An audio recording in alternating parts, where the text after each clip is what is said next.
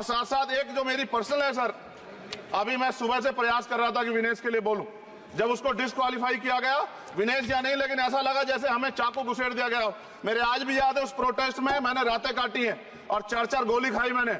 ये देश की अस्मिता से जुड़ा मामला था, पर हमारी मांग ये थी कि सरकार स्टैंड क्लियर कर दे, तब भी सुनवाई नहीं की गई। जब मंत्री बोलने आए तो हमने उनसे कहा कि हमें कुछ इंफॉर्मेशन चाहिए, उस पर बात नहीं हुई। सवाल ये है सर, एक गोल्ड हमारे लिए आ रहा था और जब ये गोल्ड आता देश गौरवान्वित होता। और क्या व्यवस्था थी सर कि उसका वेट बढ़ गया, पता ही नहीं लगा सिस्टम के लोगों को। क्या बेवकूफी की गई है, ये सोचने का विषय है सर। ये बहुत महत्वपूर्ण देश की बेटी का मामला है। ये हरियाणा की बेटी नहीं है सर, वो एक जात की बेटी नहीं है, वो हमारी बहन है, देश की बेटी है। और आपने क्या किया हरियाणा के साथ? आपने हरियाणा का बजट कम किया, जबकि सबसे ज्यादा मेडल हरियाणा लेके आता है। ये गलत है सर, ये धोखा है।